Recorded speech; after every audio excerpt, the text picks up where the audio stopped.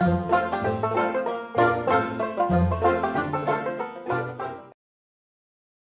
right.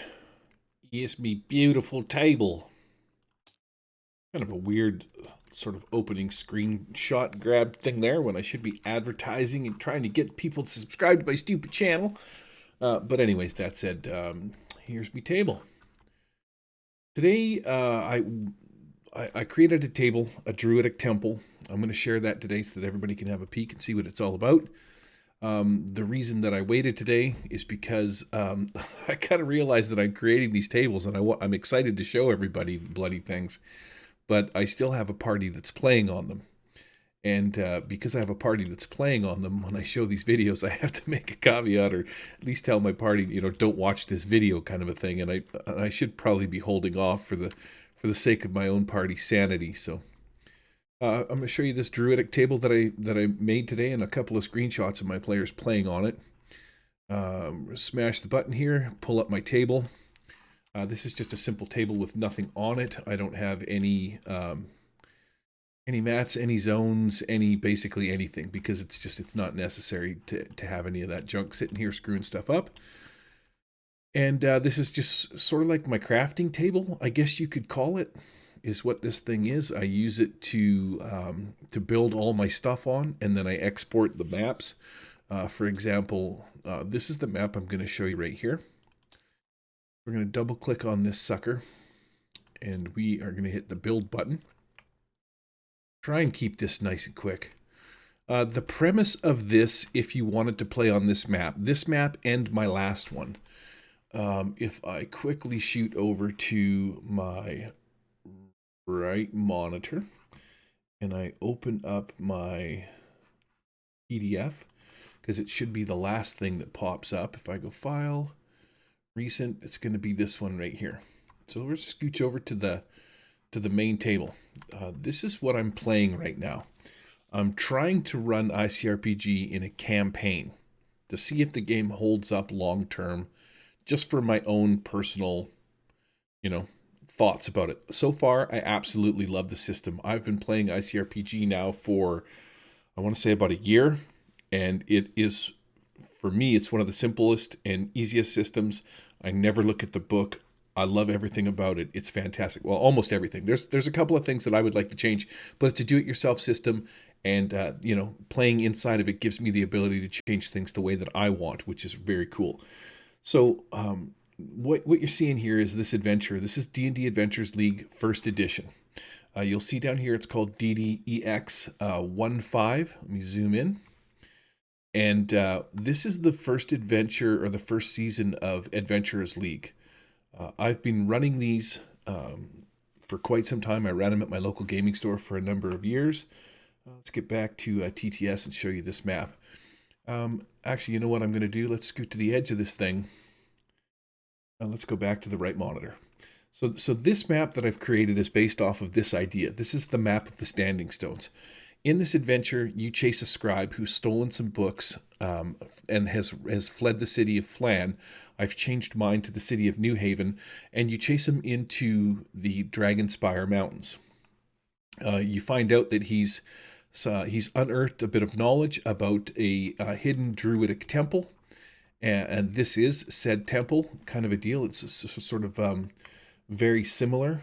So if we go to my map, and you'll kind of see that what I've done is I've just sort of laid out some standing stones around here and put down a set of trees, but I wanted it to stand out a little bit. So I made the trees linear, and then I put in these standing stones all the way around it, these little rocks and stuff like that, that stick up throughout the different areas and whatnot.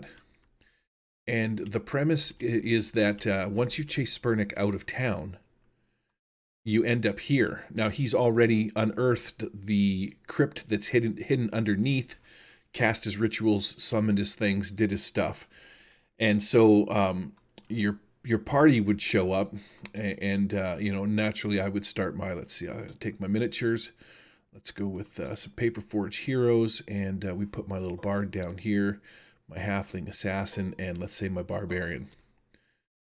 What I like to do is I like to make sure they're set to a scale of about 2 on maps like this. What is this guy? See, he's quite big. So we'll set him to 2. And last but not least, we're going to set this guy to maybe about 1.75. That's going to set the height for the halfling. When you sort of stand these guys side by side, you'll notice that the halfling is like a little bit shorter. For some reason, this guy is still freaking massive. Barbarian is not. Must be something to do with the way the minis all sorted out. But you know, hence the case. Let's just make this guy 2.5. He is, after all, a barbarian. We can scooch him up in size a little bit.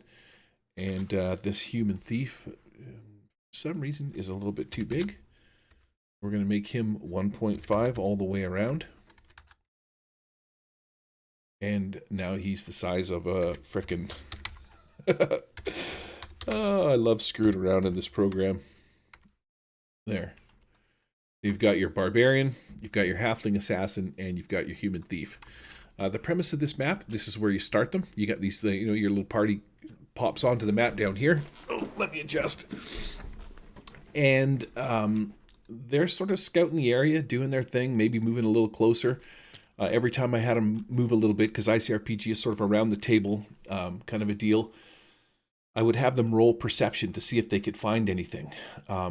If they didn't find anything by the time they got into this copse of trees, then the premise for me was to have, and inside my miniatures here, you'll see under Paper Forge, if I go to, they're right here, here's my kobolds. These were all sized appropriately, and I have a bunch of guys. So I have 3 different variations. Paper Forge Mini does a freaking fantastic job with their artwork. Let's just shrink this guy down a little bit, just use it this way.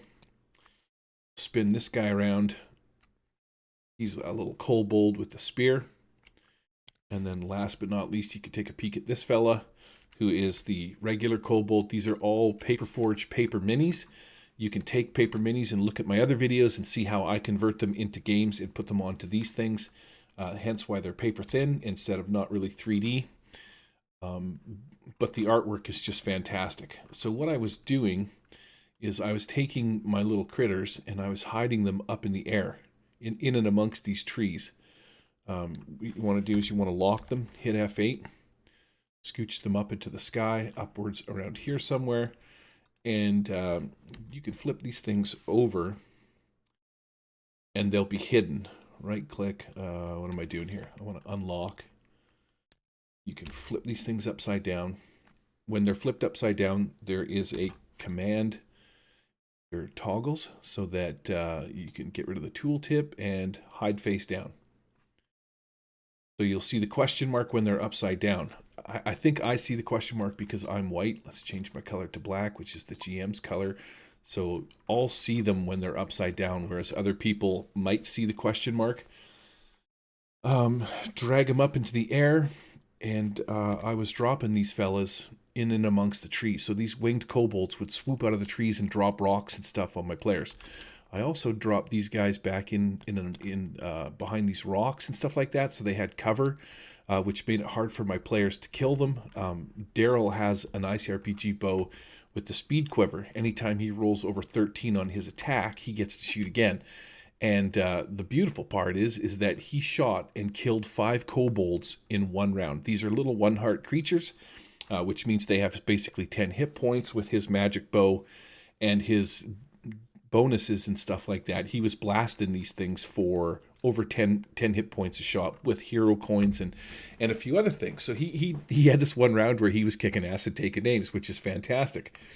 Let me open this up over here, and I will swing over to the right monitor so you can see the image. This is me playing on this map with my players. There's Daryl, who's playing Darren. You got Claw in the background with the little blue orb back here, and this is Thazit. So the 3 of them are duking out. You can see this big Thazit in the background here is actually on Corey Judd's on his table. I'll show you. Well, I can't show you, but so you got Darren, Thazit, and Claw. Claw just basically was like he's running for the hole. He's not going to fight these guys, and they're coming out of the woodwork. They're stabbing with their spears. They're stabbing with their daggers, and I'll show you that picture in a minute. So let's go here. So that's what I had my players doing. I had all these little kobolds hiding in and amongst the trees to give them added cover, which made them hard to hit. I had winged kobolds swooping down on them, throwing rocks, trying to attack them with their slings and take them out. There's a lot of terrain, a lot of cover and whatnot. But yeah, old Darren there, he was with this speed quiver. When he rolls over 13, he gets to attack again. He blasted 5 of them. And here's the nice part about it. You might be like, okay, that kind of sucks. That seems like OP, a little overpowered and whatnot. But what I did to sort of compensate this was, somebody is dinging me. What I did to compensate for the overpoweredness of his bow, when these kobolds see him take out 5 of his brothers, they were like, "Heff you, buddy," and they completely ignored the other players. And I had every kobold on the field chase down Daryl's character because he seems to be the biggest threat. Everybody's maybe got one shot. He got lucky, had a string of good rolls, and yeah, so he became sort of the big target. But this is the map. This is the Druidic Circle. I'll show you the one last thing here too. As I scooch around, you can take a peek at this map. These trees are really cool. This map has a very nice aesthetic to it. You know, in its similarity, the trees are the same. The rocks are the same. It took me maybe an hour to build this out of a couple of pieces. And so let's go back over to the right monitor, and we're going to end with this picture here. So in this picture here, you'll see Thazit. What they did was they eventually made it all the way into the stairs that went down. Inside the stairs, it opens up to this room, which is a giant crypt. You can see there's these 3 doors. It's dark down here. You can't see anything. And you'll notice here's Thazit. He's casting spells. Claw is over here. What they did was they jumped down into a pit basically full of zombies. You can see them in the background all up in here. And these 3 kobolds, being pissed off that all of their buddies were killed, decided to chase down Darren, who you can see is now laying here dead on the floor. He's not dead, but he's been beat to unconsciousness, and that's the price that he paid for killing 5 of them and angering them. There's other dead kobolds in here. And yeah, that's kind of where my adventure went. Claw started blasting some fireballs, and that was how my morning adventure went. But I will put this Druidic Circle table up on my where do we gotta go to here? My table is called One World Tables, Images, and Bags. Yes, let's go ahead and load it. This is it here. Very simple. What you want to do is you want to come flying in here. Just look for what's called One World Table. What's it called? Sorry. Let's go to save and load. It is called One World Table, Images, and Bags Workshop. That's what I've called it anyway. So you just want to look for that. It's going to bring you to this table. And then basically what you got is every image that every map that I've created or converted or fixed or repaired is on here.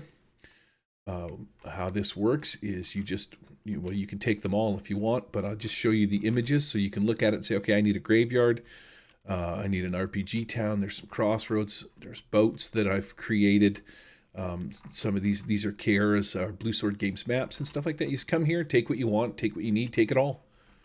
Doesn't matter. These are free for anybody. And then I'll go shoot over to table number 2.